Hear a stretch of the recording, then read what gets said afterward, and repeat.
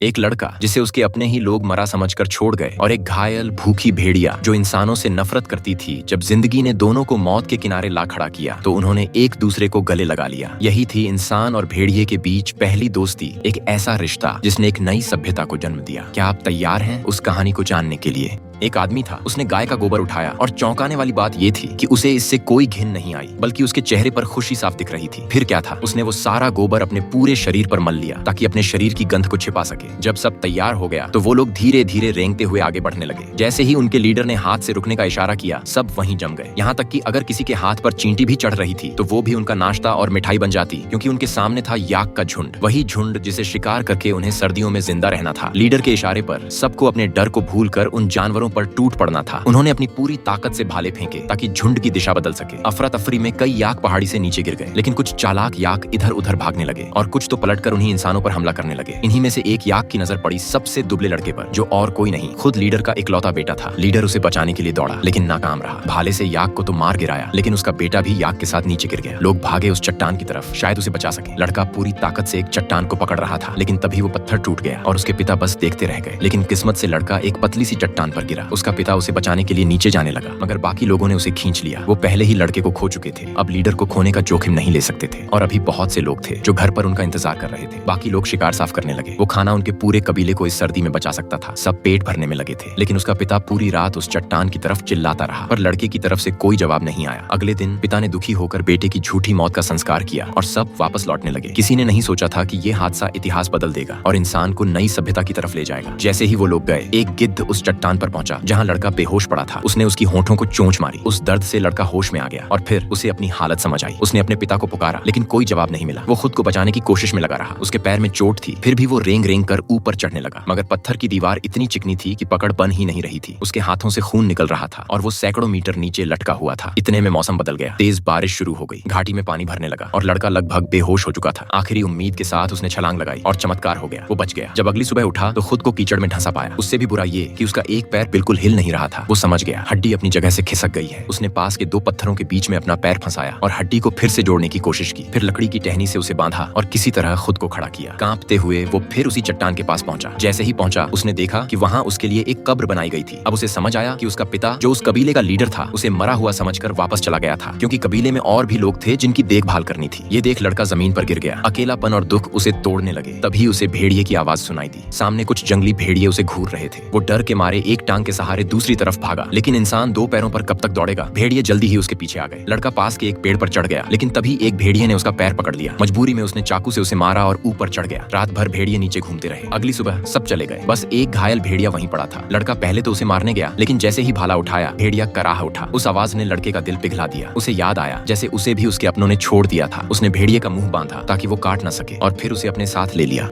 वो नदी के पास पहुंचा ताकि अपने घाव को साफ कर सके, लेकिन तभी उसकी नजर पड़ी कि वो भेड़ियों का झुंड अभी भी आसपास ही है, जैसे मानो बदला लेना चाहते हो। मजबूरी में वो लड़का उस घायल भेड़िए को लेकर पास की एक गुफा में छुप गया। तभी जाकर उसे चैन की नींद आई। लेकिन जब अगली सुबह उसकी नींद खुली तो उसने देखा कि वो भेड़िया खुद ही अपनी रस्सी खोल चुका है। मगर लड़का डरा नहीं, बल्कि उल्टा उसे पानी लाकर दिया। जब भेड़िए ने देखा कि लड़के का कोई बुरा इरादा नहीं है तो उसने भी अपनी नाराजगी कम कर दी। इसके बाद लड़के को कुछ कीड़े मकोड़े मिले। भले ही वो खुद भूखा था, लेकिन उसने उसका थोड़ा हिस्सा उस घायल भेड़िए के साथ भी बांट लिया। लेकिन इतना थोड़ा खाना किसी के लिए भी काफी नहीं था, इसीलिए पेट भरने के लिए लड़के को शिकार पर जाना पड़ा। किस्मत अच्छी थी, उसे जल्दी ही एक जंगली खरगोश मिल गया। बिना समय गंवाए उसने पत्थर उठाया और फेंका और उसे शिकार मिल गया। गुफा लौटकर लड़के ने आदि मानवों की तरह लकड़ी रगड़कर आग जलाने की कोशिश की और हैरानी की बात ये थी कि उसे कामयाबी मिल गई। रात को उसने स्वाद से भुना हुआ खरगोश खाया। इस नजारे को देख भेड़िए के मुंह में भी पानी आ गया। तब लड़के ने उसे कहा कि अगर उसे भी मांस खाना है तो उसे उसकी बात माननी होगी, और अगली ही सेकंड में भेड़िए ने चुपचाप अपना सिर झुका लिया। इसी तरह उसे एक छोटी सी हड्डी खाने को मिली। सुबह जब सूरज निकला, लड़के ने फैसला किया कि अब उसे अपने कबीले को ढूंढने निकलना होगा। उसने भेड़िए को कहा कि वो अपने झुंड में वापस चला जाए, लेकिन भेड़िया जाने को तैयार ही नहीं हुआ, चाहे लड़का उसे जितना भी दूर भगाने की कोशिश करे। आखिरकार लड़के को उसे अपने साथ ही ले जाना पड़ा। वो आगे आगे चलता और भेड़िया पीछे पीछे आता। कभी लड़का लकड़ी फेंकता तो भेड़िया उसे खुशी खुशी उठा लाता। यही भेड़िया अब उसका साथी बन चुका था। लड़के ने उसे एक प्यारा सा नाम दिया, अल्फा। अब जब भी वो शिकार पर जाते, अल्फा की मदद से कभी खाली हाथ नहीं लौटते। रात को दोनों एक दूसरे के साथ रहकर ठंड से बचते। वक्त के साथ उनका रिश्ता और भी गहरा होता गया। लड़के ने कभी सोचा नहीं था कि एक दिन वो एक खतरनाक भेड़िए को पालतू बना लेगा, और वो भी सिर्फ एक भले काम की वजह से। एक दिन वो 3 जंगली सुअर देखता है। जैसे ही वो सोच ही रहा था कि इन्हें कैसे पकड़ा जाए, अल्फा झपट कर उन पर हमला कर देता है। लड़का भी मदद करने जाता है, लेकिन एक सुअर के टक्कर से वो दूर जा गिरता है। अल्फा की आंखों के सामने से शिकार निकल जाता जाता है और वो मायूस होकर अपने मालिक की तरफ देखता है, लेकिन उसने मालिक को खुद चुना था तो उसे अब शिकायत का हक नहीं था। इस नाकामी के बाद लड़के को समझ आया कि शिकार में तालमेल जरूरी है। फिर दोनों ने मिलकर शिकार करना शुरू किया और उनके पास खाने पीने की कोई कमी नहीं रही। एक रात अल्फा पहले खाना खाना चाहता था, लेकिन लड़का मानने को तैयार नहीं था। उसने साफ कह दिया कि पहले मैं खिलाऊंगा। जैसे ही रात हुई, जंगल में तापमान बहुत नीचे चला गया। अल्फा लड़के के पास आकर सटकर सोना चाहता था, लेकिन लड़के ने उसे झिड़क दिया। मगर जैसे ही वो सो गया, अल्फा चुपचाप उसके पास आकर लेट गया। अगली सुबह जब लड़का उठा तो उसे अल्फा के शरीर से बदबू आई। उसने तुरंत उसे नदी पर ले जाकर नहला दिया। अल्फा बहुत खुश हो गया। उसने अपने मालिक को खुश करने के लिए एक मछली पकड़ कर दी। अब लड़का और अल्फा एक साथ सफर करने लगे। अल्फा से लड़के ने जंगल में जीने की कई बातें सीखी। धीरे धीरे सर्दियां आ गईं, लेकिन अल्फा ने कभी भी अपने कबीले को ढूंढने की उम्मीद नहीं छोड़ी। एक दिन उन्हें दूर एक जंगली सुअर दिखाई दिया। लड़के ने अल्फा के साथ मिलकर उसका शिकार किया और शाम को दोनों ने स्वाद से भुना हुआ सुअर खाया। लड़के को लगा अब सब कुछ ठीक चल रहा है, लेकिन उसी रात एक बड़ा काला भेड़िया वहां आ गया। लड़के ने तुरंत भाला उठा लिया, लेकिन अल्फा दौड़कर उस काले भेड़िए को चाटने लगा। तब जाकर लड़के को पता चला वो काला भेड़िया कोई और नहीं बल्कि अल्फा का पति था। अल्फा कुछ ही देर में उसके साथ चली गई। लड़का कुछ नहीं बोला, बस चुपचाप खड़ा देखता रहा। उसके मन में अल्फा को लेकर मोह तो था, लेकिन अब वो जान चुका था कि अल्फा कहाँ जाना चाहती है, और फिर उसने उसे जाने दिया वापस उसके अपने झुंड के पास।